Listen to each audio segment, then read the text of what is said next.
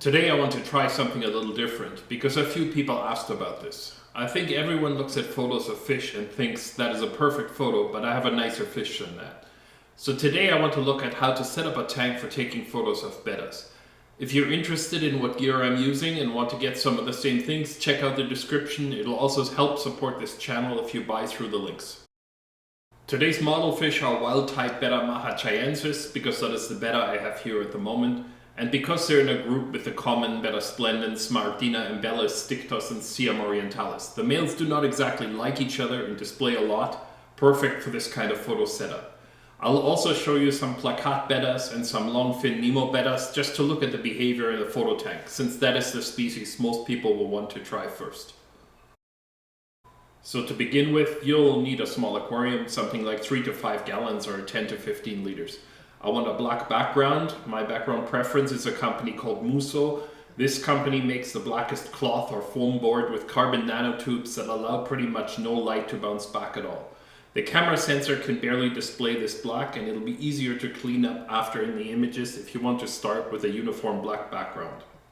You can also paint the background, but I prefer the cloth since it allows me to use the same tank with a white or colored backdrop. Next, you will need to cut 2 small notches into the plastic frame, or at least those of us who live in North America. I have these notches at about 1/4 of the distance to the back. In Asia or Europe, you can just use paper clips or suction cups to hold up a piece of glass. The glass should be thin and new so it has no scratches. Allow it to have some play so it's not too difficult to slide in. Now, if you're using an older camera or a camera with a slow autofocus system, stick a small piece of electrical tape on the glass in the top corner. It'll later allow you to trick your autofocus system to find a spot where the glass would be in focus, basically right between your fish. Clean the outside front glass with glass cleaner and plain newspaper. Newsprint does not streak or leave residue, unlike kitchen towel or any kind of cloth. Next, add some substrate. It should be mixed grain sizes and please with no unnatural colors. I'm also adding some random small pieces of wood. Relatively little and kept low. That allows me to shoot some photos in the top half with a plain black background and some with a natural brown pieces of wood in the lower half. You can decide later what you like better. I personally dislike bright green plants in any photos because I find they distract from the colors of the fish, but this is entirely up to your preference. If you must, use a dark leaf with ideally black roots like Java fern. I always run a filter in these photo tanks because if the water is still, bacteria start to grow on the glass, and when you wipe it the next day, it'll cloud the water. I found this very tiny power filter. It's about the size of a shot glass. There's a link in the description. I unplug this filter just before I start so the fish swim in a more predictable way. The fish have to be in very good condition. Your photos can be as good as you want. If the fish are not perfect, it'll still not look great. For bettas, usually keeping them for a couple of weeks as adults will be enough to make them look great. In a small tank you can shoot with 2 flashes. There are some key things, and I think the most important piece of equipment is a transmitter that sends a signal from your camera to the flash. These transmitters can use infrared or radio transmission depending on the camera system you're using. There are links to it in the description. But if there's one piece of gear that will improve your fish photos, it is this. And along with it, getting the flash off the camera hot shoe. If you don't do this and have a flash directly on the camera, you either get reflections, or if you angle the camera to the glass, you will get distortion, besides your hand getting tired from the extra weight. So one flash shoots from slightly above, angled down around 45 degrees, and it's also angled 45 degrees from the side. The second flash is directly above with the diffuser, and I have to set it to half power because it's much closer to the fish. Why 2 flashes? It's to avoid the hideous black fish-shaped shadows that you will get if you use only 1 flash. I usually add some branches on top of the tank. I do that to make the light from the flash above slightly uneven, as if sunlight is coming through some branches. But for non-reflective fish like bettas, it will likely not show in the photos at all.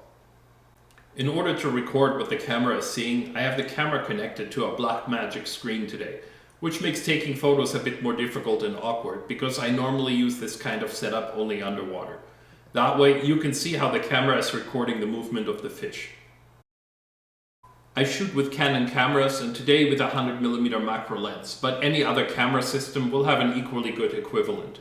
On the Canon RF system, you can set the camera to animal eye tracking, which is a fantastic help, but Bettas are quite predictable. For these small fish, set the ISO to 100 to 200, the shutter speed to 1/125 or up to 1/250th, depending on the sync speed of your camera. I shoot at apertures between 11 and f/22. That is to maximize the depth of field.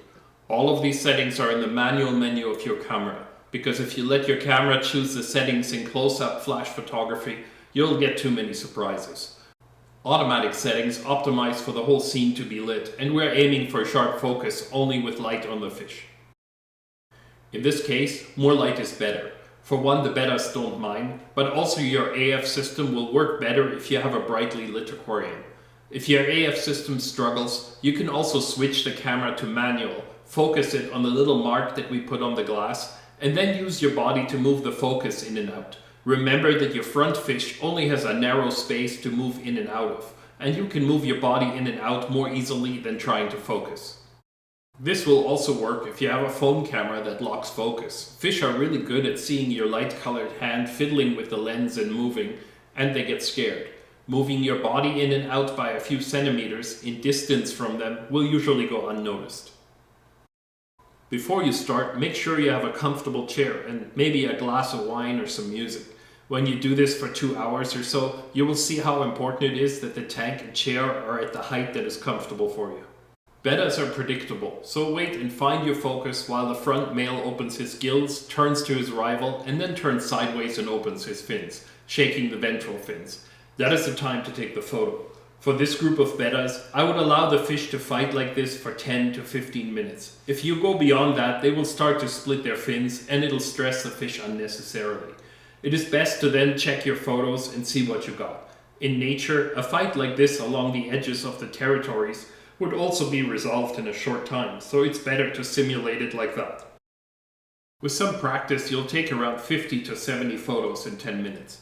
I usually have a second set of males ready, but we'll check the photos to see if there are any issues that need to be resolved before I try again. Depending on the quality of your batteries, you may need to replace the batteries in the flash and in the transmitter at this time as well. To film this video, I've had to look at the screen off to the side, which is a bit unnatural, but the results still turned out okay.